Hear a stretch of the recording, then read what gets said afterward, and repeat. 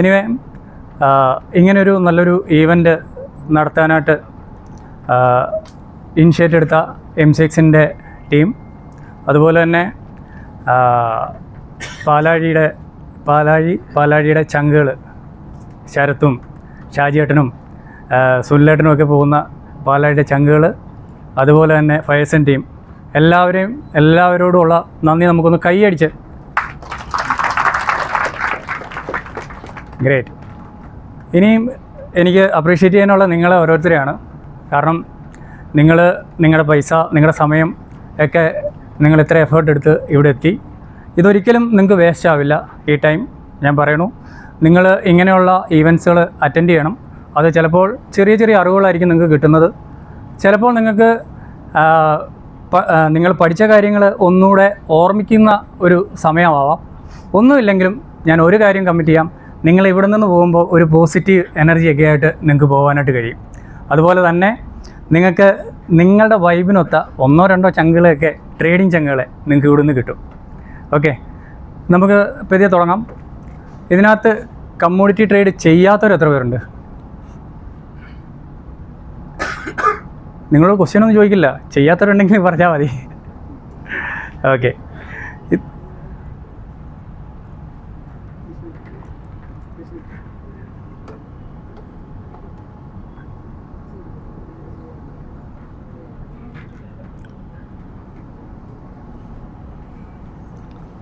നമ്മൾ കമ്മോഡിറ്റി എന്താണ്, അല്ലെങ്കിൽ കമ്മോഡിറ്റി മാർക്കറ്റ് എന്താണ് എന്നൊക്കെ പഠിക്കുന്നതിന് മുമ്പേ ഈ കമ്മോഡിറ്റിയുടെ ബെനിഫിറ്റ്സ് എന്താണ്, അല്ലെങ്കിൽ ഈ കമ്മോഡിറ്റി ഞാൻ എന്തുകൊണ്ട് ചെയ്യണം എന്നുള്ളതിനെക്കുറിച്ച്, പ്രത്യേകിച്ചും കുറേ ആൾക്കാർ ഇവിടെയുണ്ട് പുതിയതായിട്ട്, അല്ലെങ്കിൽ കമ്മോഡിറ്റി എന്താണ്, എന്നോട് പലരും പല ക്വസ്റ്റ്യൻസ് ചോദിച്ചു, എത്രയാണ് ക്യാപിറ്റൽ വേണ്ടത്, എങ്ങനെയാണ് എന്നൊക്കെയുള്ളത്. ഇതൊരു ബേസിക് ഇൻഫർമേഷനാണ്. ഒരു വലിയൊരു ക്ലാസ് ആയിട്ടൊന്നുമല്ല ഞാൻ ഉദ്ദേശിക്കുന്നത്. പാലാഴി എന്നോടൊരു അരമണിക്കൂർ സംസാരിക്കാൻ വേണ്ടിയിട്ടാണ് പറഞ്ഞത്. അതിനു വേണ്ടിയിട്ട് ഞാൻ പ്രിപ്പയർ ചെയ്ത, എൻ്റെ ഒരു എക്സ്പീരിയൻസിൽ പ്രിപ്പയർ ചെയ്ത കുറച്ച് കാര്യങ്ങൾ മാത്രമാണ്.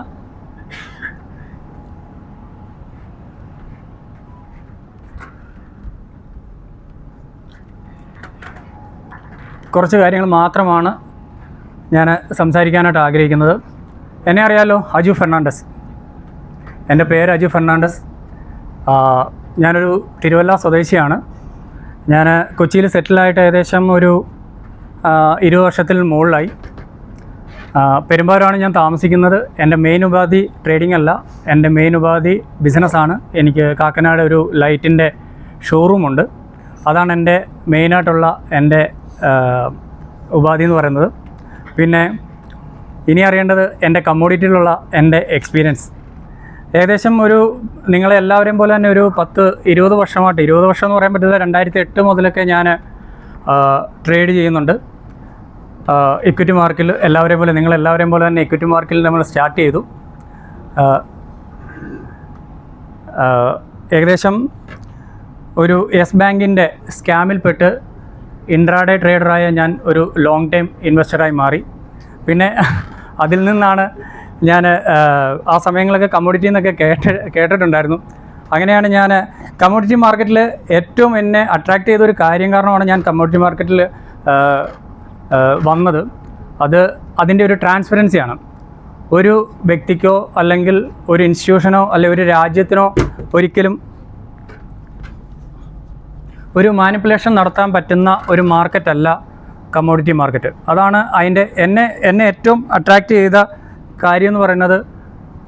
അതാണ് ആ ഒരു കാര്യം കൊണ്ടാണ് ഞാൻ കമ്മോഡിറ്റി മാർക്കറ്റിലേക്ക് വന്നത്.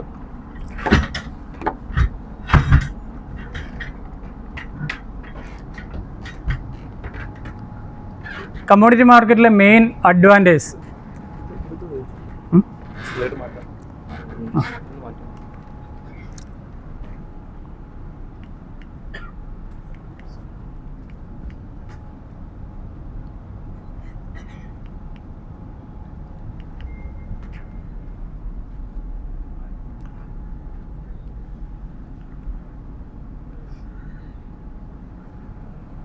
ഇതിനകത്തെ ഏറ്റവും മെയിൻ അഡ്വാൻറ്റേജ് എന്നാണ് ഞാൻ പറയാനായിട്ട് ആദ്യമായിട്ട് ആഗ്രഹിക്കുന്നത്. കമ്മോഡിറ്റി മാർക്കറ്റ് എന്താണ് പറയുന്നതിന് മുമ്പേ, അതിനകത്ത് ഏറ്റവും വലിയ അഡ്വാൻറ്റേജ് ഇതിനകത്ത് നടക്കുന്ന ഹൈ ലിക്വിഡിറ്റിയാണ്. നിങ്ങൾ എത്ര ഓർഡേഴ്സ് എത്ര ബൈ ഇട്ടാലും എത്ര സെല്ലിട്ടാലും എളുപ്പം എക്സിക്യൂഷൻ നടക്കുന്ന ഒരു മാർക്കറ്റാണ് കമ്മോഡിറ്റി മാർക്കറ്റ്. അതുപോലെ തന്നെ ഇതിൻ്റെ ഒരു അട്രാക്റ്റീവ് പോയിൻ്റാണ് ലിവറേജ്. ഏകദേശം നമുക്കിപ്പം 1 കിലോ സ്വർണ്ണമൊക്കെ വാങ്ങണമെങ്കിൽ ഇന്നത്തെ വാല്യൂ അനുസരിച്ച് ഒരു 1 crore മുകളിൽ വേണ്ടടുത്ത് നമ്മളെ സംബന്ധിച്ച് ഏകദേശം നമുക്ക് അതിൻ്റെ ഒരു 10-1 ഒക്കെ ആയിട്ട് നമുക്ക് ലിവറേജ് കിട്ടുന്ന ഒരു മാർക്കറ്റാണ് ഇത്. അതാണ് അതിൻ്റെ ഒരു രണ്ടാമത്തെ അഡ്വാൻറ്റേജ്. മൂന്നാമത്തെ, ഇതൊരു ഇൻഫ്ലേഷൻ ഹെഡ്ജായിട്ടാണ് നമുക്ക് ഇതിനെ യൂസ് ചെയ്യാനായിട്ട് പറ്റും. ഇൻഫ്ലേഷൻ ഹെഡ്ജ് എന്ന് പറയുമ്പോഴത്തേക്കും നമ്മൾക്ക് അറിയാം, എപ്പോഴും ഈ അൺസർട്ടനിറ്റി നിൽക്കുന്ന മാർക്കറ്റിൽ നമ്മുടെ മാർക്കറ്റ് ഓപ്പോസിറ്റ് പോകുമ്പോൾ എപ്പോഴും ക്രാഷ് ആകുമ്പോഴത്തേക്ക് കമ്മോഡിറ്റി മാർക്കറ്റ് എപ്പോഴും അപ്സൈഡിലേക്കാണ് പോകുന്നത്. അപ്പോൾ അതുകൊണ്ട് അതിനൊരു ഇൻഫ്ലേഷൻ ഹെഡ്ജായിട്ട് നമുക്കത് യൂസ് ചെയ്യാനായിട്ട് പറ്റും. പിന്നെ ഇതിന് ട്രാൻസ്പെറൻസി, ഞാൻ പറഞ്ഞ പോലെ ഇതിൻ്റെ പ്രൈസിങ്ങിൻ്റെ ഒരു ട്രാൻസ്പെറൻസി, അത് നമുക്ക് ഈ പറയുന്ന പോലെ ഒരു വ്യക്തിക്കോ അല്ലെങ്കിൽ ഒരു രാജ്യത്തിന് പോലും ആ ഒരു ഇതിൽ ഇൻട്രാക്ട് ചെയ്യാനോ മാനിപ്പുലേറ്റ് നടത്താനോ കഴിയില്ല എന്നുള്ളത് ഇതിൻ്റെ ഒരു മേജർ അഡ്വാൻറ്റേജ് ആയിട്ട് കാണുന്നു. ഹെഡ്ജിങ്ങിനെ കുറിച്ച് ഞാൻ ഈ ഒരു ഹെഡ്ജിങ് ടൂളായിട്ട് അതൊരു വിശദീകരിക്കേണ്ട ഒരു സബ്ജക്റ്റാണ്. അത് ഞാൻ നെക്സ്റ്റ് സ്ലൈഡിലേക്ക് വരുമ്പോഴത്തേക്ക് ഞാൻ അതിനെക്കുറിച്ച് പറയാം. നോർമലി ഈ പറഞ്ഞ ഈ ഒരു 3-4 ബെനിഫിറ്റ്സ് ആണ് ഇതിനകത്ത് കമ്മോഡിറ്റി മാർക്കറ്റിൽ ഉള്ളത്. ഒരു നെക്സ്റ്റ് സ്ലൈഡിലേക്ക് പോയി കഴിഞ്ഞാൽ നമുക്ക് തിയറിക്കലി നമുക്ക് പറയാം commodity trading is A buying. Trading എന്താണ് എന്നുള്ളത് നമ്മൾ ശരിക്കും പറഞ്ഞാൽ വളരെ സിമ്പിളായിട്ട് പറഞ്ഞു കഴിഞ്ഞാൽ കമ്മോഡിറ്റി ട്രേഡിംഗ് എന്ന് പറയുന്നത് നമ്മൾ ഡെയിലി ഉപയോഗിക്കുന്ന അല്ലെങ്കിൽ നമ്മൾ ഡെയിലി കാണുന്ന ഗോൾഡ് പോലെ അല്ലെങ്കിൽ സിൽവർ പോലെ നമ്മൾ ഉപയോഗിക്കുന്ന ഷുഗർ, ഇങ്ങനെയൊക്കെയുള്ള എല്ലാ റോ മെറ്റീരിയൽസ് അതിൻ്റെ ഒരു ഡിജിറ്റൽ പ്ലാറ്റ്ഫോമിൽ ചെയ്യുക എന്ന് മാത്രമാണ് കമ്മോഡിറ്റി മാർക്കറ്റ് കൊണ്ട് നമ്മൾ ഉദ്ദേശിക്കുന്നത്. മെയിൻലി കമ്മോഡിറ്റി മാർക്കറ്റ് എന്ന് പറഞ്ഞു കഴിഞ്ഞാൽ നമ്മൾ ഈ പറഞ്ഞ ഈ വസ്തുക്കൾ ഇതെല്ലാം നമുക്കൊരു ഡിജിറ്റൽ പ്ലാറ്റ്ഫോമിൽ ചെയ്യാനായിട്ട് കഴിയും. നെക്സ്റ്റ്, ബിജു സാർ പറഞ്ഞിരുന്നു ഇതിനകത്തെ സെഗ്മെൻറ്റ്സ്.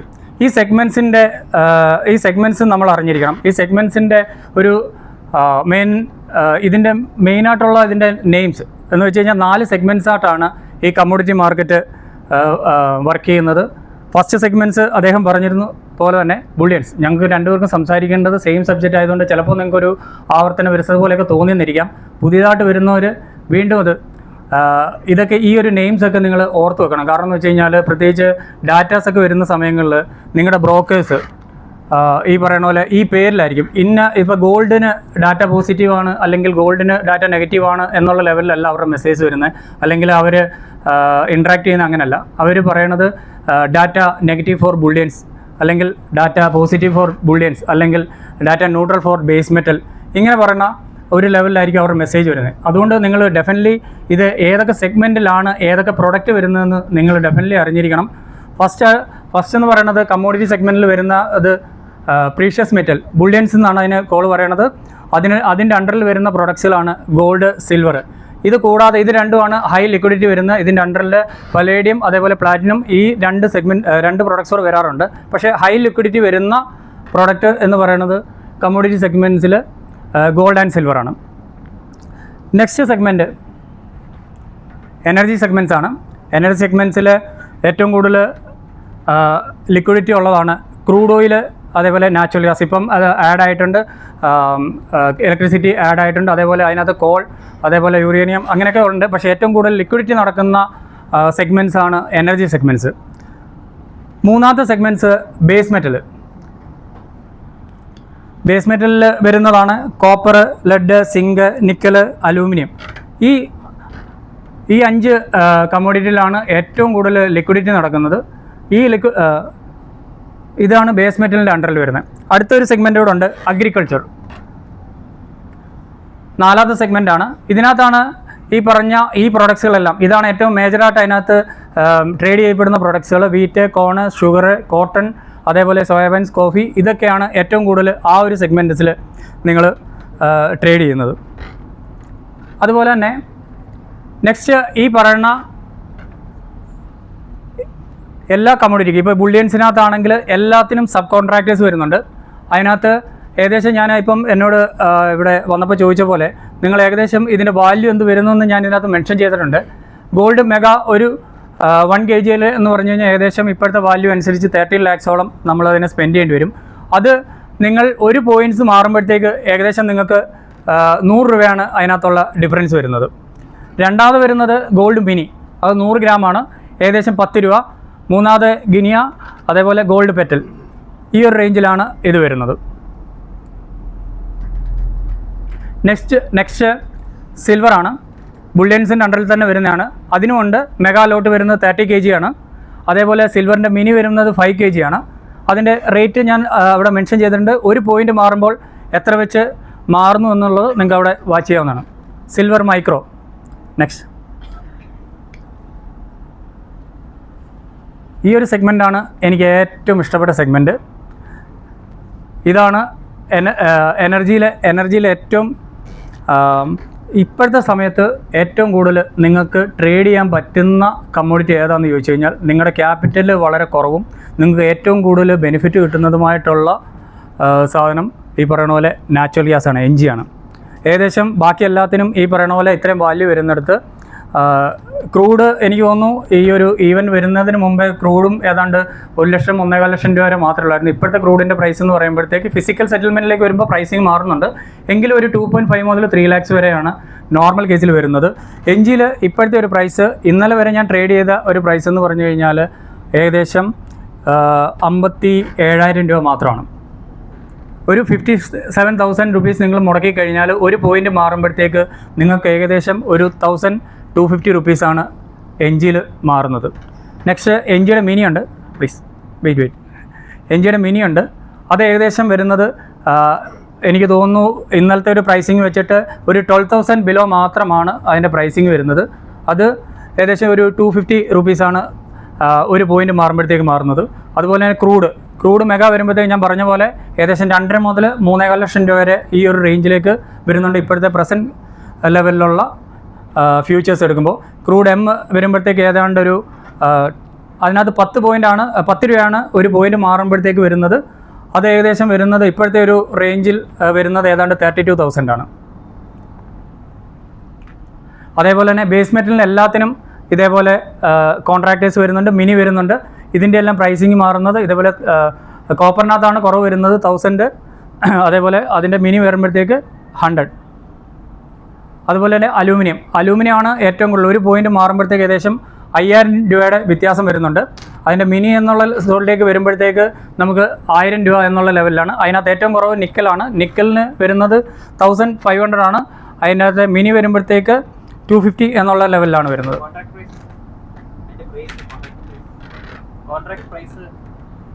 മെൻഷൻ ചെയ്തിട്ടില്ല. എനിക്ക് തോന്നുന്നു 3.5 ആണ് അലൂമിനിയം വരുന്ന സമയത്ത്. 3.5, 3.2, 3.5 ആണെന്ന് തോന്നുന്നു. സിങ്കും എല്ലാം ആ റേഞ്ചിലാണ് വരുന്നത്. നെക്സ്റ്റ്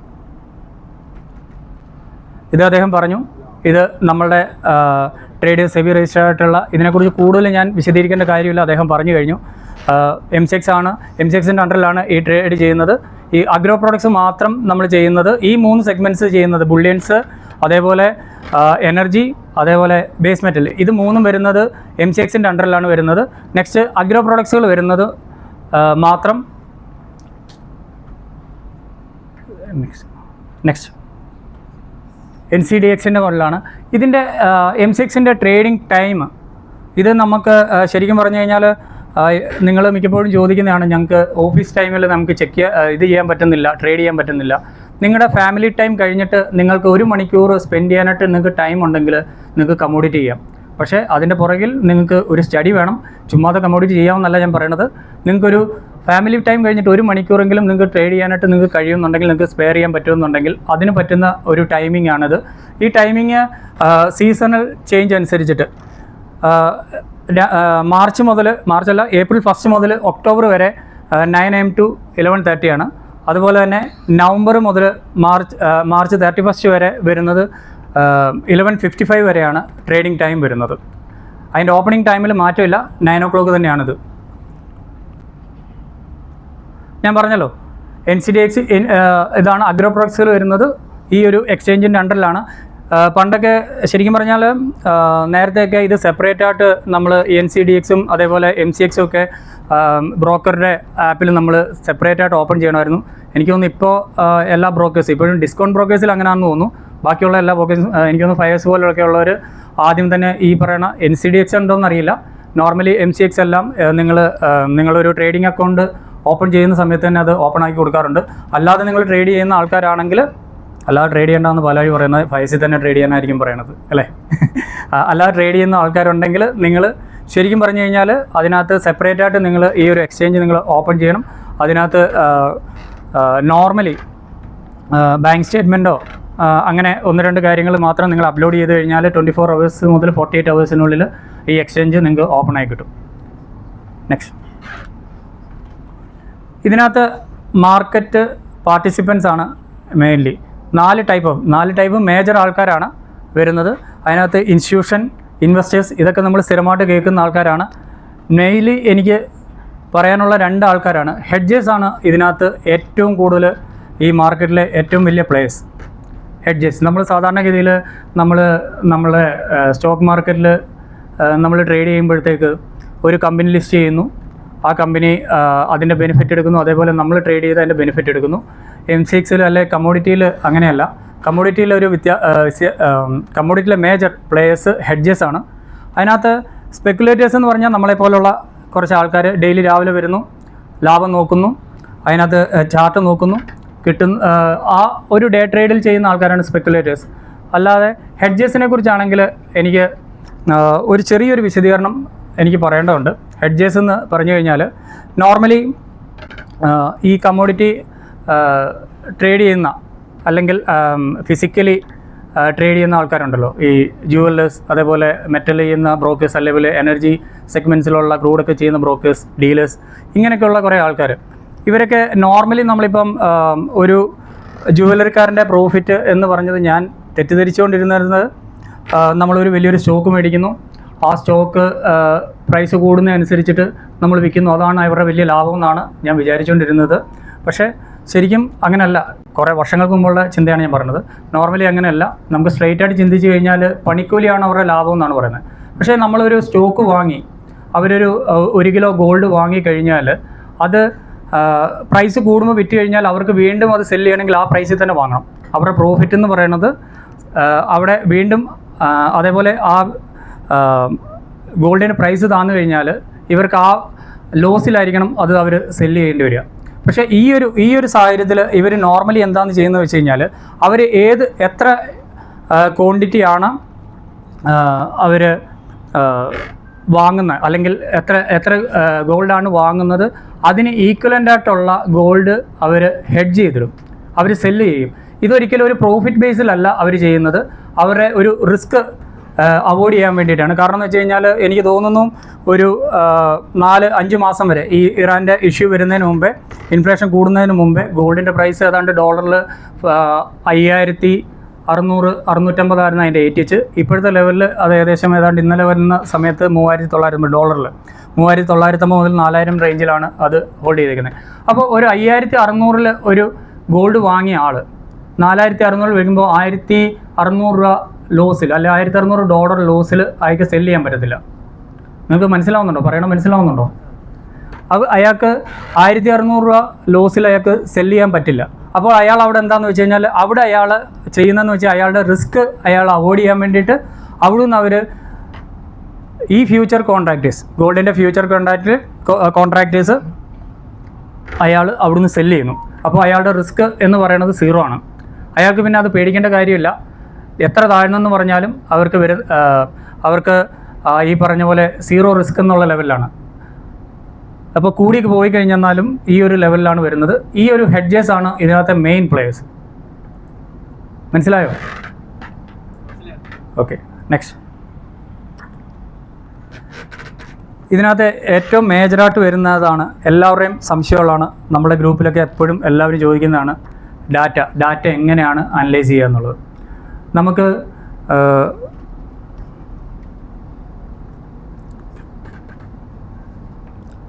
നോർമലി നമുക്ക് ഡാറ്റ എന്ന് പറയുന്നത് എവിടെ കിട്ടും എന്ന് ചോദിക്കുക. ഇപ്പോൾ അദ്ദേഹം കുറേ വെബ്സൈറ്റിൻ്റെ പേരൊക്കെ കാണിച്ചിരുന്നു, കുറേ ആപ്പിൻ്റെ പേരൊക്കെ കാണിച്ചിരുന്നു. ഞാൻ മേജർലി യൂസ് ചെയ്യുന്നത് എനിക്കെപ്പോഴും കംഫർട്ടായിട്ടുള്ളത് investing.com എന്ന് പറഞ്ഞ ആപ്പാണ്. അതിനകത്ത് ഒരു എക്കണോമിക് കലണ്ടർ എന്ന് പറഞ്ഞിട്ടൊന്നുണ്ട്, നിങ്ങളുടെയിലും കാണും. നിങ്ങൾ കൂടുതൽ ആൾക്കാർ ട്രേഡിംഗ് വ്യൂ ആണ് യൂസ് ചെയ്യുന്നത് കണ്ടിട്ടുണ്ട്. ഇത് പെയ്ഡ് വെർഷനുണ്ട്, നോർമലുള്ള വെർഷൻസ് ഉണ്ട്.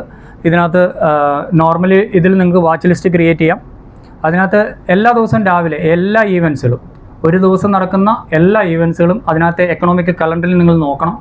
അന്ന് എന്തൊക്കെ നടക്കും, ഈവൻ ഒരു മേജർ, ഇപ്പോൾ ഒരു ഫുട്ബോൾ കളിയാണെങ്കിൽ ചിലപ്പോൾ അതുവരെ അതിനകത്തുണ്ട്. മേജറായിട്ട് ലോകത്ത് നടക്കുന്ന എല്ലാ ഈവൻസുകളും ഈ ഒരു ആപ്പിൽ നിങ്ങൾക്ക് എക്കണോമിക് കലണ്ടർ നിങ്ങൾക്ക് അവൈലബിൾ ആയിട്ട് കിട്ടും. ഒരു ഡാറ്റ എങ്ങനെ അനലൈസ് ചെയ്യും, എങ്ങനെയാണ് ഡാറ്റ 3 കാറ്റഗറൈസാണ് നമ്മൾ ചെയ്യുന്നത്. ഒന്ന് ആക്ച്വൽ, ഫോർകാസ്റ്റ്, പ്രീവിയസ്.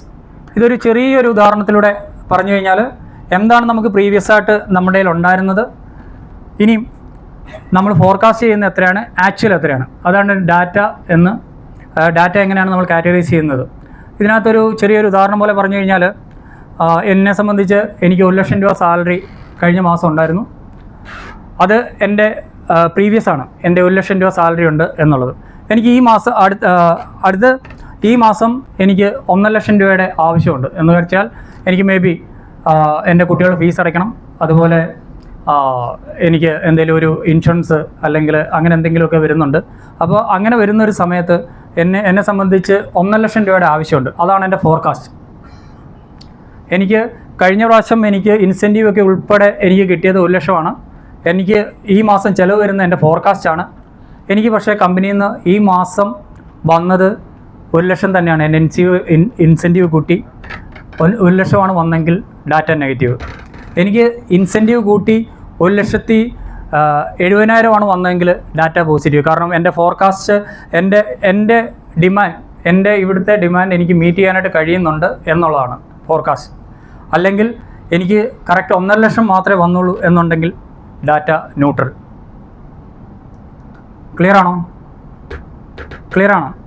ഡാറ്റ എങ്ങനെ അനലൈസ് ചെയ്യാം, പ്രീവിയസ് എത്രയായിരുന്നു, അതേപോലെ ഫോർകാസ്റ്റ് ചെയ്യുന്ന എത്രയാണ്, അതുപോലെ ആക്ച്വൽ എൻ്റെ കയ്യിൽ കിട്ടിയത് എത്രയാണ്. ഇതാണ് ഏത് ഡാറ്റ നിങ്ങൾ അനലൈസ് ചെയ്താലും ഈ 3 ലെവലിലായിരിക്കും ഈ ഡാറ്റ അനലൈസ് ചെയ്യുന്നത്. Okay, next. ഈ ഒരു നമുക്ക് മേജർലി ഏതൊക്കെ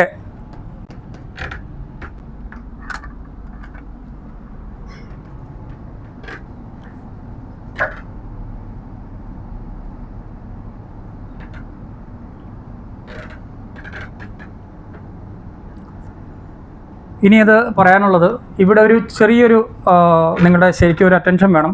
ഇവിടെയാണ് നമുക്ക് ഓരോ സെഗ്മെൻറ്റ്സിൽ ഏതൊക്കെ ഡാറ്റകളാണ് അഫക്റ്റ് ചെയ്യുന്നത്. ഒരുപാട് ഡാറ്റകൾ അഫക്റ്റ് ചെയ്യാറുണ്ട്, പക്ഷേ അതിനകത്ത് ഏറ്റവും ഇമ്പോർട്ടൻ്റ് ആയിട്ടുള്ള ഡാറ്റ, അത് വരുന്ന ടൈം, ഇതൊക്കെ നിങ്ങൾ അറിഞ്ഞിരിക്കണം. നിങ്ങൾ ഈ എക്കണോമിക് കലണ്ടറിൽ നിങ്ങളിത് അറിഞ്ഞില്ല എന്നുണ്ടെങ്കിൽ, കാരണം ആ ഒരു ടൈമിൽ ട്രേഡ് ചെയ്യുമ്പോൾ അതിൻ്റെ വോളറ്റാലിറ്റി എന്ന് പറയുന്നത് ഭയങ്കര കൂടുതലായിരിക്കും. ഒരു മിന്നൽ പോലെ ഒറ്റ ക്യാൻഡിലൊക്കെ ഒരു 50-60 പോയിൻ്റൊക്കെ ഗോൾഡൊക്കെ എളുപ്പം 1 മിനിറ്റും 1.5 മിനിറ്റിലും ഒക്കെ കയറുന്ന ഒരു ടൈമാണ് ഈ ഡാറ്റ ടൈം എന്ന് പറയുന്നത്. അതേപോലെ നാച്ചുറൽ ഗ്യാസ് ആണെങ്കിലും, അതേപോലെ ക്രൂഡ് ആണെങ്കിലും 10, 100, 200 പോയിൻ്റൊക്കെ നിർത്താതെ അൺസ്റ്റോപ്പബിളായിട്ട് പോകുന്ന ഒരു ടൈമാണ്. ചിലപ്പം തിരിച്ചിറങ്ങുന്നതും ഈ ഒരു ലെവലിലായിരിക്കും. അപ്പോൾ ഈ ഡാറ്റയും ഡാറ്റ ടൈമും ഒക്കെ നിങ്ങൾ അറിഞ്ഞിരിക്കണം. ഈ ഡാറ്റയുടെ രാജാവെന്ന് പറയാം നമുക്ക് FOMC എന്ന് പറഞ്ഞാൽ നമ്മുടെ ഫെഡ് ചെയർമാൻ്റെ ഫെഡ് ഇൻട്രസ്റ്റ് വരുന്നത്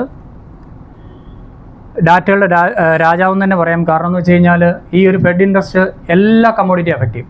കമ്മോഡിറ്റിയെ മാത്രമല്ല, ഇൻഡിവിജ്വലി ഓരോ കമ്മോഡിറ്റിയും അഫക്റ്റ് ചെയ്യുന്ന ഡാറ്റകളുണ്ട്. പക്ഷേ ഈ ഒരു FOMCയുടെ ഡിസിഷൻസ് ഇവിടെ നടക്കുന്നത് എന്താണെന്ന് വെച്ച് കഴിഞ്ഞാൽ, ഒന്ന് ഇൻട്രസ്റ്റ് റേറ്റ് കൂട്ടണോ കുറയ്ക്കണോ, ഇൻട്രസ്റ്റ് റേറ്റ് കൂട്ടിയാൽ അത് മാർക്കറ്റിനെ എങ്ങനെ ബാധിക്കും, 2 അവരുടെ GDP ഗ്രോ ചെയ്യാൻ വേണ്ടിയിട്ട് അവർ എന്താണ് അതിനുള്ള പ്ലാൻസ്. ഈ ഒരു തീരുമാനം എടുക്കുന്ന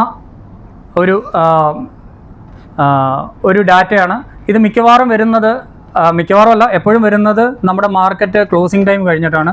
ഏകദേശം 11:30-ക്കാണ്. 11:30-ക്ക് ശേഷം 11 ശേഷം ഏകദേശം 12 മണിയാകുമ്പോൾ ഫെഡ് ചെയർമാൻ്റെ സ്പീച്ച് കാണും. കഴിഞ്ഞ 2018 മുതൽ 2026 വരെ ജെറോം പവലായിരുന്നു ഇതിൻ്റെ ചെയർമാൻ. നിങ്ങൾ ആളുടെ പേര് ഒന്ന് ഓർത്തിരിക്കണം. കാരണം എന്ന് വെച്ച് കഴിഞ്ഞാൽ നിങ്ങളുടെ എക്കണോമിക്കൽ കലണ്ടറിൽ നിങ്ങൾ വരുമ്പോഴത്തേക്ക് അവർ പവൽ സ്പീച്ച് എന്ന് പറഞ്ഞ് മാത്രമേ കാണത്തുള്ളൂ. ഇപ്പം ഈ ജൂലൈ മുതൽ ആൾ മാറിയിട്ടുണ്ട്. അയാൾ കെവിൻ എൻ വാഷ് എന്നാണ് അയാളുടെ പേര്. മിക്കവാറും ഇനിയും വരുമ്പോഴത്തേക്ക് ആ എക്കണോമിക് കലണ്ടറിൽ ഇത് വളരെ ഇമ്പോർട്ടൻ്റ് ആണ്. അദ്ദേഹമാണ് പ്രസ് റിലീസ് ചെയ്യുന്നത്. അതിനകത്താണ് മിനിറ്റ്സ് ഓഫ് മീറ്റിംഗ് പറയുന്നത്. ആ സമയത്താണ് ഏറ്റവും കൂടുതൽ കമ്മോഡിറ്റി വോളൻ്റിയർ ടൈം ആവുന്നത്. ഈ ഒരു ടൈമിലാണ്. നൈറ്റ് നിങ്ങൾ ഈ ഒരു ടൈമിലൊക്കെ നിങ്ങൾ ഒരു കാരണവശാലും നൈറ്റിൽ ഹോൾഡ് ചെയ്തിട്ട് കിടക്കരുത്. കാരണം ഇയാളുടെ ഈവൻ ന്യൂട്രൽ ആണെങ്കിൽ പോലും ചിലപ്പോൾ ആ ഒരു സമയത്ത് ഭയങ്കര വോളൻ്റിയറിലായിരിക്കും മാർക്കറ്റ് വരുന്നത്. ഇപ്പോൾ ഉള്ള ആളുടെ പേരാണ് കെവിൻ എം വാഷ്. മിക്കവാറും വാഷ് സ്പീച്ച് എന്ന് പറഞ്ഞ് മാത്രമേ മിക്കവാറും നിങ്ങൾക്ക് എക്കണോമിക് കലണ്ടർ കാണാൻ പറ്റത്തുള്ളൂ. അതുകൊണ്ട് ആ പേരൊന്ന് ജസ്റ്റ് നിങ്ങൾ ഓർത്തിരിക്കുക. ഈ ഡാറ്റ എപ്പോഴും റിലീസ് ചെയ്യുന്നത് വെച്ച് കഴിഞ്ഞാൽ ഒരു വർഷത്തിൽ ഏകദേശം 8 പ്രാവശ്യമാണ് ഈ FOMC മീറ്റിംഗ് ഉള്ളത്. ഏകദേശം ഒരു 6 മുതൽ 8 വീക്കിൽ ഒരു 6 to 8 വീക്ക് ഇതിനുള്ളിൽ ഒരു വട്ടം വന്നിരിക്കും. എന്ന് വെച്ചാൽ ഒരു വർഷത്തിൽ ഒരു 8 പ്രാവശ്യം ആ ഒരു ലെവലിലാണ് ഈ ഡാറ്റ വരുന്നത്. ഈ ഡാറ്റ എല്ലാ കമ്മോഡിറ്റിയും അഫക്റ്റ് ചെയ്യും. എല്ലാ കമ്മോഡിറ്റിയും മാത്രമല്ല, നമ്മുടെ ഇന്ത്യൻ മാർക്കറ്റും എല്ലാ മാർക്കറ്റിനെയും ലോകത്തുള്ള എല്ലാ മാർക്കറ്റിനെയും അഫക്റ്റ് ചെയ്യുന്ന ഡാറ്റയാണ്. അതുകൊണ്ട് ഈ ഡാറ്റ വളരെ ഇമ്പോർട്ടൻ്റ് ആണ്. നെക്സ്റ്റ്, അതേപോലെ നമ്മുടെ പ്രീഷ്യസ്, നമ്മുടെ ഗോൾഡിനെ അല്ലെങ്കിൽ നമ്മളുടെ സിൽവറിനെ ബാധിക്കുന്ന മെയിൻ ഡാറ്റാസ് ഒരുപാട് ഡാറ്റയുണ്ട്. അതിനകത്ത് ഏറ്റവും മെയിനായിട്ടുള്ള ഡാറ്റയാണ് CPI ഡാറ്റ. ഇത് വരുന്നത് സെക്കൻഡ് വീക്കിലാണ് വരുന്നത്. 10-നും 15-നും ഇടയ്ക്ക് ഉള്ള തീയതികളിൽ ഇതിനുള്ളിലുള്ള ടൈമിലായിരിക്കും വരുന്നത്. ഏകദേശം ഇന്ത്യൻ ടൈം 6 മുതൽ സീസണൽ ചേഞ്ച് വരുന്ന അനുസരിച്ച് അങ്ങോട്ടും ഇങ്ങോട്ടും ടൈം ഉണ്ടാവാം. ഒരു 6 മണിക്ക് മുതൽ 8 മണിക്കുള്ളിൽ ഏത് ടൈമിൽ വേണമെങ്കിലും ഈ ഡാറ്റ വരാം. ഈ ഡാറ്റ കാണിക്കുന്നത് നമ്മളുടെ ഇൻഫ്ലേഷനെയാണ് കാണിക്കുന്നത്.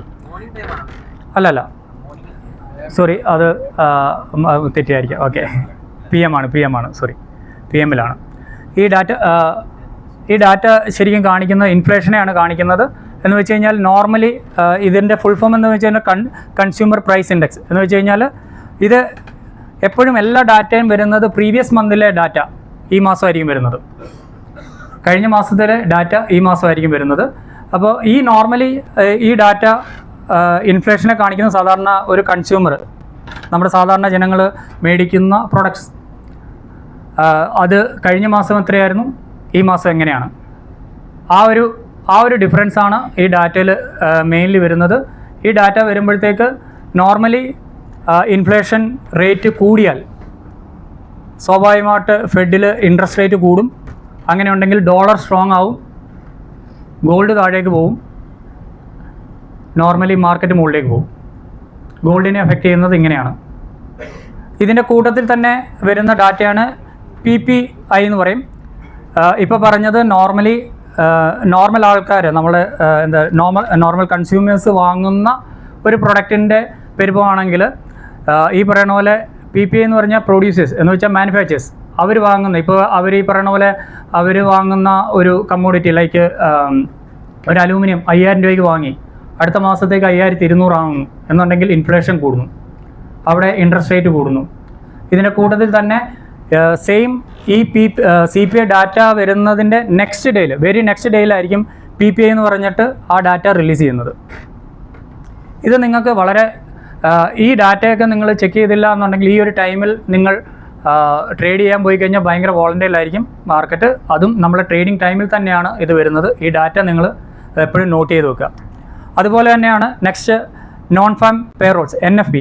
ഇതെന്ന് പറയുന്നത് അവരുടെ തൊഴിൽ മേഖല, കഴിഞ്ഞ മാസം നമുക്ക് എത്ര തൊഴിൽ കൊടുക്കാൻ പറ്റി, ഹവർലി ബേസിൽ എത്ര കൊള്ളുക. ഇതിൻ്റെ കൂട്ടത്തിൽ തന്നെ unemployment data, average hourly data, ഇതൊക്കെ റിലീസ് ചെയ്യുന്നുണ്ട്. ഇതൊക്കെ വിശദീകരിക്കേണ്ട കാര്യമില്ല. മെയിൻലി ഉള്ളത് ഇതാണ്. ഇത് ഡയറക്റ്റ്ലി ഫെഡ് ഇൻട്രസ്റ്റിനെ അഫക്റ്റ് ചെയ്യുന്ന ഒരു ഡാറ്റയാണ്. NFP എന്ന് പറയും.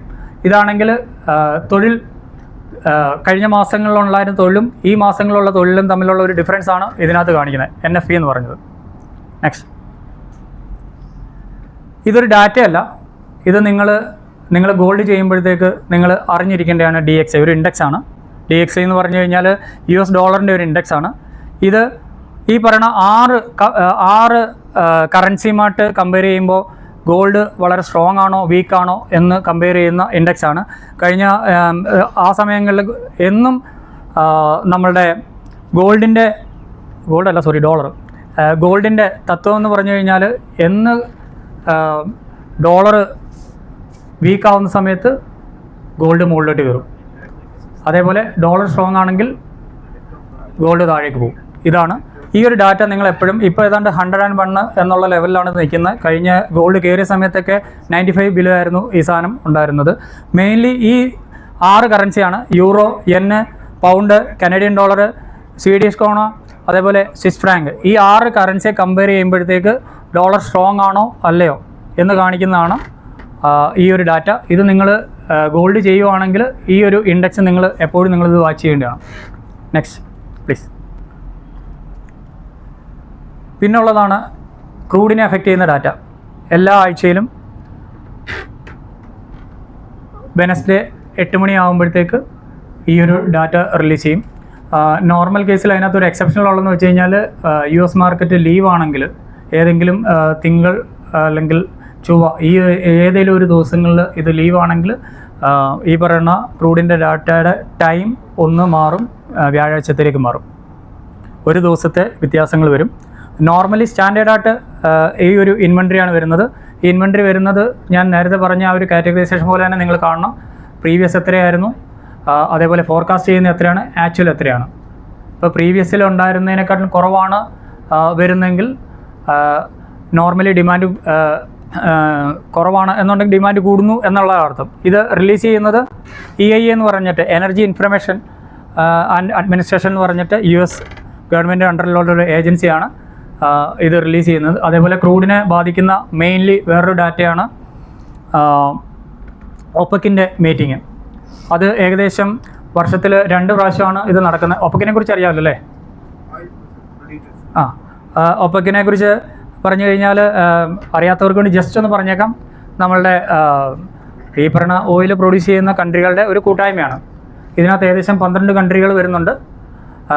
OPEC-നകത്ത് OPEC പ്ലസ് എന്ന് പറഞ്ഞിട്ട് ഒരു 12 കൺട്രികളിലൂടെ ആഡ് ചെയ്യുന്നുണ്ട്. മിഡിൽ ഈസ്റ്റ്, അതേപോലെ ഈ പറയുന്ന പോലെ ആഫ്രിക്കൻ കുറേ കൺട്രികൾ ഒക്കെ വെച്ചിട്ടാണ് ആദ്യത്തെ 12 കൺട്രികൾ വരുന്നത്. മൊത്തം 24 കൺട്രികളാണ് വരുന്നത് OPEC പ്ലസ് എന്ന് പറയുമ്പോഴത്തേക്ക്. ഇത് ഒരു വർഷത്തിൽ 2 പ്രാവശ്യമാണ് ഇവർ ഫോർമലി ഇവർ മീറ്റിംഗ് നടത്തുന്നത്. ആ ഒരു ടൈമിൽ എങ്ങനെയാണ് സപ്ലൈ ഡിമാൻഡ് ഇതൊക്കെ വെച്ചിട്ട് അവർ ഒരു ഡാറ്റ റിലീസ് ചെയ്യും. ആ സമയത്തും ഭയങ്കര വോളണ്ടിയലായിട്ട് മാർക്കറ്റ് കാണപ്പെടാറുണ്ട്. നെക്സ്റ്റ്, ഇതാണ് നാച്ചുറൽ ഗ്യാസിൻ്റെ നോർമലി അഫക്റ്റ് ചെയ്യുന്നത്. നാച്ചുറൽ ഗ്യാസിൻ്റെ ഡാറ്റ റിലീസ് ചെയ്യുന്നത് ഏകദേശം വ്യാഴാഴ്ച 8 മണിയാകുമ്പോഴത്തേക്കാണ് നോർമൽ കേസിൽ ഡാറ്റ റിലീസ് ചെയ്യുന്നത്. അതേപോലെ ഇത് മാത്രമല്ല നാച്ചുറൽ ഗ്യാസിനെ അഫക്റ്റ് ചെയ്യുന്നത്. നാച്ചുറൽ ഗ്യാസ് ഏറ്റവും കൂടുതൽ പ്രൊഡ്യൂസ് ചെയ്യുന്ന കൺട്രികളിൽ വരുന്ന എന്തെങ്കിലും ഒരു ഇൻസിഡൻറ്റ്, ലൈക്ക് ഇപ്പം കഴിഞ്ഞ ദിവസം ഇപ്പം ഞാൻ സംസാരിച്ച പോലെ ഇപ്പം യൂറോപ്പിലേക്ക് നാച്ചുറൽ ഗ്യാസിൻ്റെ സപ്ലൈ പോയിക്കൊണ്ടിരുന്ന ഉക്രൈൻ ത്രൂവിലാണ്. അതുകൊണ്ട് ഉക്രൈനിലൊരു ഇഷ്യൂ വന്നപ്പോഴത്തേക്ക് നോർമലി നാച്ചുറൽ ഗ്യാസിൻ്റെ പ്രൈസ് കൂടി. അതുപോലെ കഴിഞ്ഞ എനിക്ക് തോന്നുന്നു ഒരു 3 മാസം മുമ്പ് നാച്ചുറൽ ഗ്യാസിൻ്റെ ഒരു പ്രൈസ് മാറിയിരുന്നു. ഏകദേശം 250 ഇന്നിപ്പോൾ ട്രേഡ് ചെയ്യുന്ന നാച്ചുറൽ ഗ്യാസ് ആ ഒരു സമയത്ത് ഏകദേശം ഒരു 600 വരെയൊക്കെ, 580, 600 അടുത്ത് വരെയൊക്കെ പോയിരുന്നു. ആ ഒരു സമയം ഉണ്ടായതെന്ന് വെച്ച് കഴിഞ്ഞാൽ ഉക്രൈൻ ത്രൂവിലാണ് യൂറോപ്പിലേക്ക് സപ്ലൈ പോകുന്നത്. അവിടെയുള്ള കോൺട്രാക്റ്റിൻ്റെ വാലിഡിറ്റി കഴിഞ്ഞപ്പോഴത്തേക്ക് ഡിമാൻഡ് വർദ്ധിച്ചു. അങ്ങനെ സ്വാഭാവികമായിട്ട് പ്രൈസ് കൂടുകയാണ് ചെയ്തത്. അതുപോലെ മെയിൻലി അഫക്റ്റ് ചെയ്യുന്നത് ഇതിലേക്ക് കടന്നു പോകുന്ന ഏതെങ്കിലും ലൈനിലുള്ള പ്രശ്നങ്ങൾ കാര്യങ്ങളൊക്കെ വരുവാണെങ്കിൽ ഈ പറയുന്ന പോലെ നാച്ചുറൽ ഗ്യാസിൻ്റെ പ്രൈസിനെ അഫക്റ്റ് ചെയ്യാറുണ്ട്. നോർമൽ ഡാറ്റ ആയിട്ട് റിലീസ് ചെയ്യുന്നത് ഈ പറയുന്ന വ്യാഴാഴ്ച ഏകദേശം 8 മണിയാകുമ്പോഴത്തേക്കാണ്. ചില സമയങ്ങളിൽ 8:30 കാണാറുണ്ട്.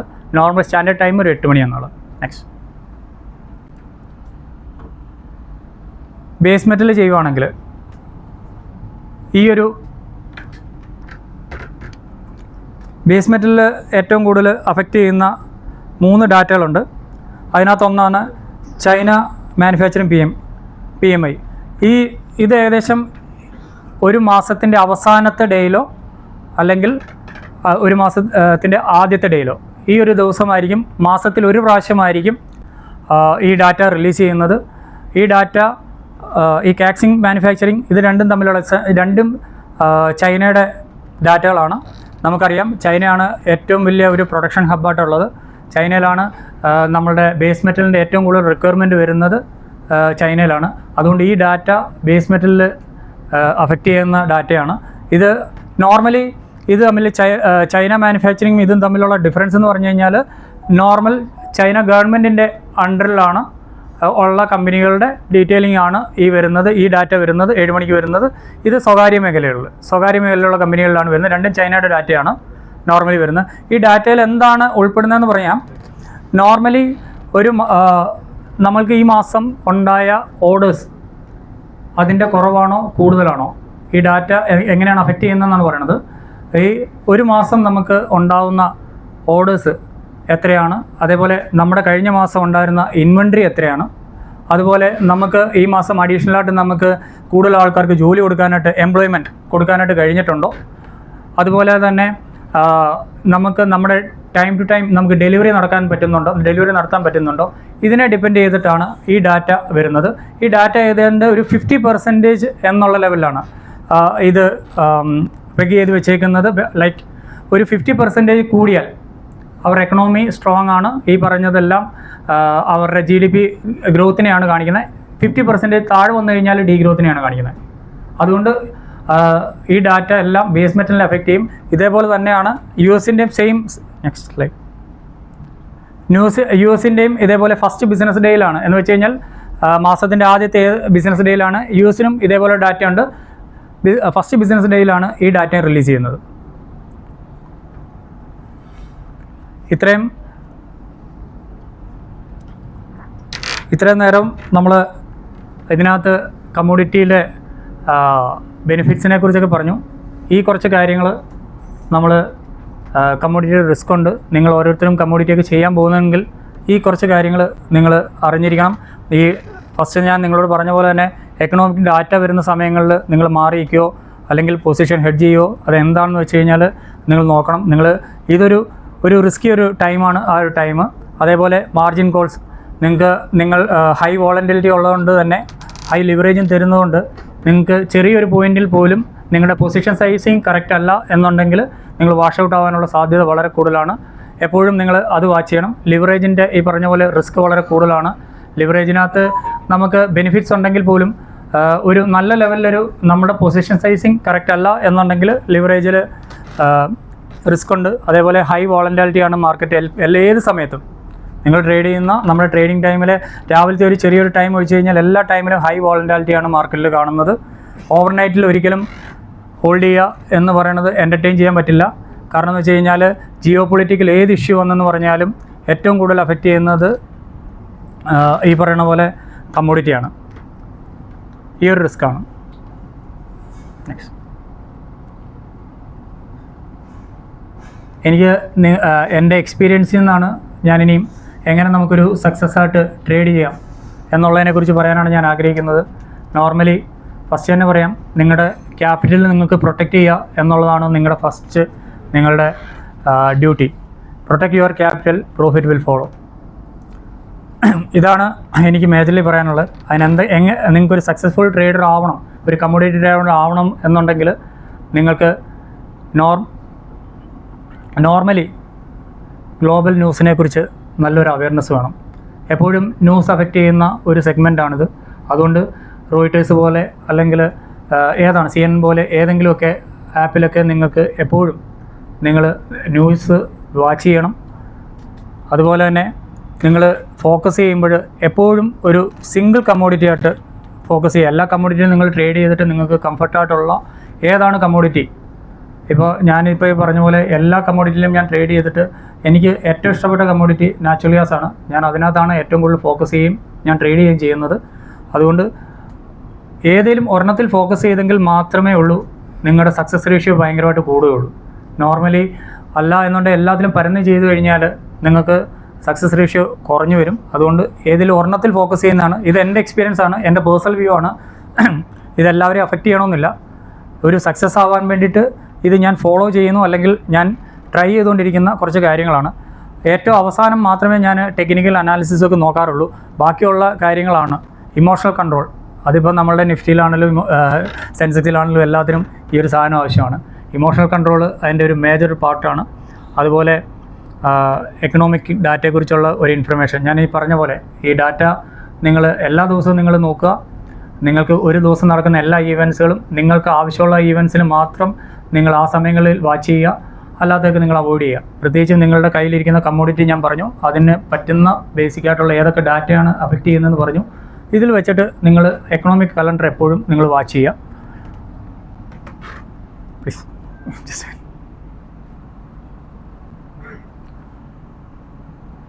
അതുപോലെ തന്നെ ഒരു ട്രേഡ് എടുക്കുന്നതിന് മുമ്പ് ട്രേഡിംഗ് ടൈം തുടങ്ങുമ്പോൾ എന്നെ സംബന്ധിച്ച് ഞാൻ എപ്പോഴും ഒരു ട്രേഡ് എടുക്കുന്നതിന് മുമ്പ് ഞാൻ പ്രിപ്പയർഡ് ആയിരിക്കും. എന്ന് വെച്ചാൽ രാവിലെ എങ്ങനെയായിരിക്കും എന്ന് വെച്ചാൽ ഒരു ട്രേഡിംഗ് ടൈം സ്റ്റാർട്ട് ചെയ്യുന്നതിന് മുമ്പ് എങ്ങനെയായിരിക്കും ഇന്നത്തെ മൂവ്മെൻറ്റ് എന്നുള്ളത് ഡോളറൊക്കെ വെച്ചിട്ട് എൻ്റെ കയ്യിലിരിക്കുന്ന ബാക്ക് ഹിസ്റ്ററി വെച്ച് ഞാൻ നോക്കുന്ന ലെവലിൽ ഞാനത് കാൽക്കുലേറ്റ് ചെയ്ത് വെക്കും. ഈ ഒരു റേഞ്ച് വരെ വരും, അല്ലെങ്കിൽ ഈ റേഞ്ച് വന്നാൽ ഇങ്ങനെ റിജക്ഷൻ ഉണ്ടാവും. അതുകൊണ്ട് എപ്പോഴും ഒരു ട്രേഡ് ടൈം സ്റ്റാർട്ട് ചെയ്യുന്നതിന് മുമ്പേ നിങ്ങൾ വെൽ പ്രിപ്പയർഡ് ആണെങ്കിൽ നിങ്ങൾക്ക് ഒരു കോൺഫിഡൻസ് വരും. കാരണം എന്ന് വെച്ച് കഴിഞ്ഞാൽ 300 പോകുന്ന നാച്ചുറൽ ഗ്യാസ് 290 വരുമ്പോൾ നിങ്ങൾക്ക് പേടിക്കാനില്ല. നിങ്ങളുടെ ചിലപ്പോൾ നിങ്ങൾ 289 താഴെ നിങ്ങളൊരു സ്റ്റോപ്പ് ലോസ് കണ്ടിട്ടുണ്ട്, 290 വരെ പേടിക്കാനില്ല. അവിടെ നിങ്ങൾക്ക് ആവറേജ് ചെയ്യുകയൊക്കെ ചെയ്യുകയാണെങ്കിൽ അങ്ങനെ ഒരു ലെവലിൽ വെച്ചിട്ട് വേണം നിങ്ങൾ ആവറേജ് ചെയ്യാനായിട്ട്. എപ്പോഴും നിങ്ങൾ ട്രേഡ് സ്റ്റാർട്ട് ചെയ്തിട്ട് ചാടി കയറി ആ സമയത്ത് നിങ്ങൾ ചാടി കയറിയിട്ട് ഒരു പി എടുത്തു, ഒരു സി എടുത്തു, അല്ലെങ്കിൽ ഒരു ഫ്യൂച്ചർ ബൈ ചെയ്തു, സെല്ല് ചെയ്തു എന്നുള്ള ലെവലിൽ വരരുത്. അതിനെക്കാട്ടിലും ഏറ്റവും നല്ലത് നിങ്ങൾ ട്രേഡ് നേരത്തെ തന്നെ ട്രേഡിംഗ് ടൈം സ്റ്റാർട്ട് ചെയ്യുന്നതിന് മുമ്പേ തന്നെ നിങ്ങൾ പ്ലാൻ ചെയ്യുന്നതായിരിക്കും നല്ലത്. ഏകദേശമായിട്ടുണ്ട്. ഇത്രയാണ്. ഇതൊരു ബേസിക്കായിട്ടുള്ള ഒരു ഇൻഫർമേഷനാണ്. ഒരു സ്ട്രാറ്റജിയോ കാര്യങ്ങളോ ഒന്നും പഠിപ്പിക്കുക എന്നുള്ളൊരു ഉദ്ദേശമല്ല. പാലാഴിയുമായിട്ടുള്ളൊരു ബന്ധത്തിൽ പാലാഴി ട്രേഡിംഗ് മാർക്കറ്റിൽ ട്രേഡിംഗ് ഫീൽഡിലേക്ക് വന്നപ്പോൾ ആദ്യമായിട്ട് പരിചയപ്പെട്ട കുറച്ച് ആൾക്കാരിൽ ഒരാളാണ് ഞാൻ.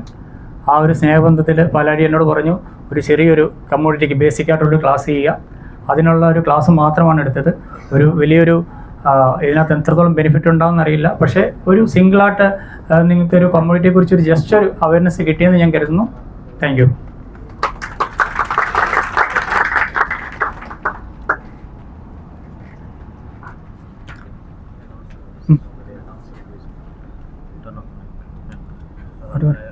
You can announce a quiz now. We will have a quiz. We will. No, that's the last time. No. One is now and one is afterwards. So 5 winners now, 5 winners afterwards. After the lunch, one more we will have. Okay, that's the best. Sure. ഇവിടെ ഒരു session കൂടി കഴിഞ്ഞു. നിങ്ങൾക്കറിയാം, commodity മാർക്കറ്റിൽ വളരെ successful ആയിട്ട് trade ചെയ്തുകൊണ്ടിരിക്കുന്ന ഒരു സുഹൃത്താണ്. നമുക്ക് നിരന്തരം വാട്സപ്പ് ഗ്രൂപ്പുകളിലൂടെയൊക്കെ നല്ല നിർദ്ദേശങ്ങൾ നൽകുന്ന ഒരാൾ കൂടിയാണ്. ഇപ്പോൾ അജു സാറിന് ട്രേഡിംഗ് മീഡിയ നൽകുന്ന ഒരു മൊമെന്റോ ഇവിടെ സമ്മാനിക്കുകയാണ്. ശരി സാർ.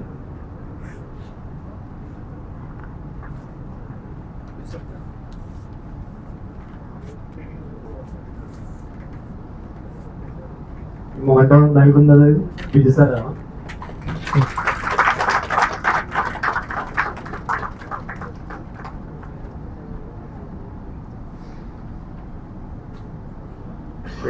Thank you.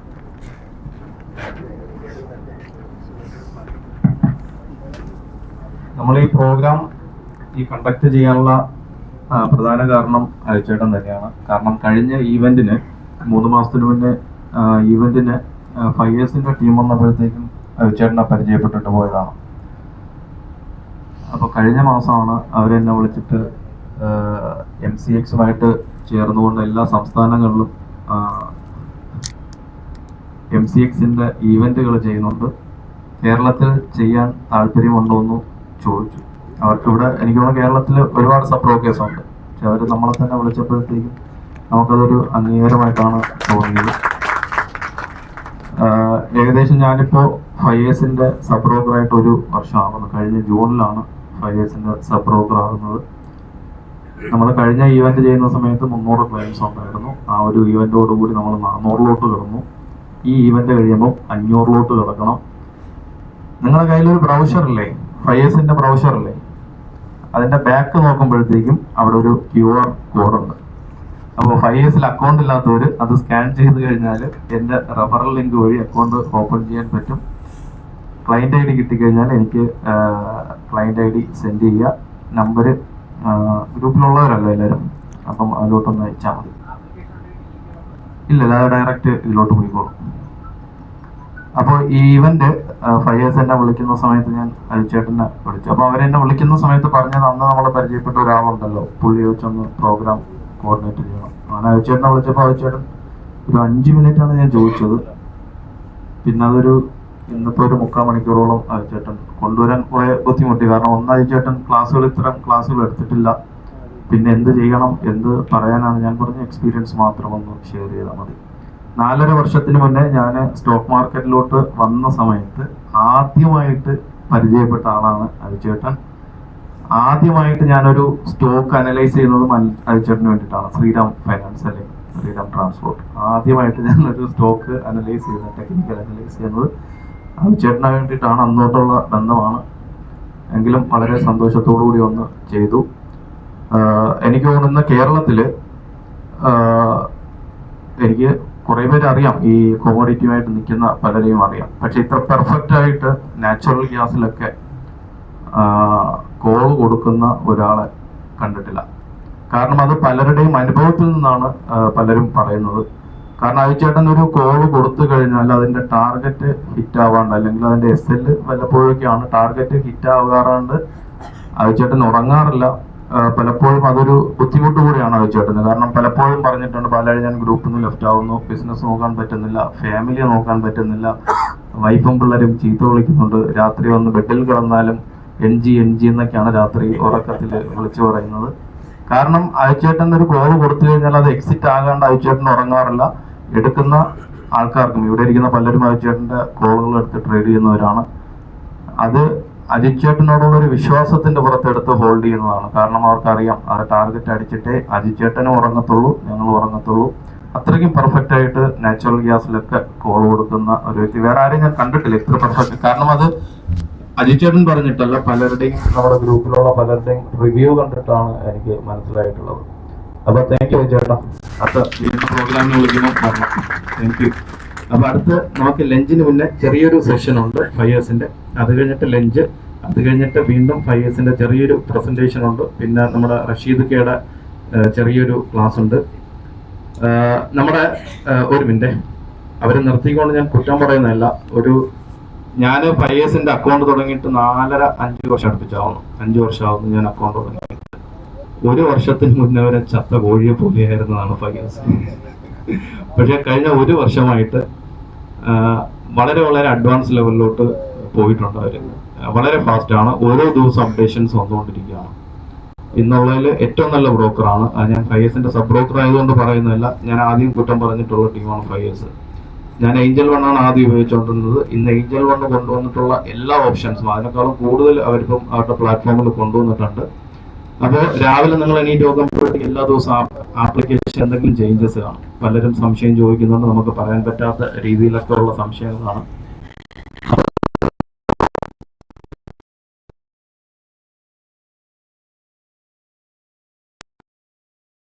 ഇതിനകത്ത് പുള്ളി ഞാൻ ആഡ് ചെയ്തിട്ടുണ്ട്. ഈ ടെക്നിക്കലായിട്ട് എന്ത് സംശയമുണ്ട് 5Sൽ താങ്ക് യു.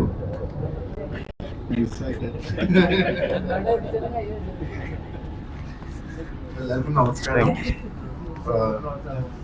നമ്മള് കമ്മോഡിറ്റീസ് ട്രേഡിങ്ങിനെ പറ്റി ഒരുപാട് കേട്ടു. അതിന്റെ അഡ്വാൻറ്റേജസും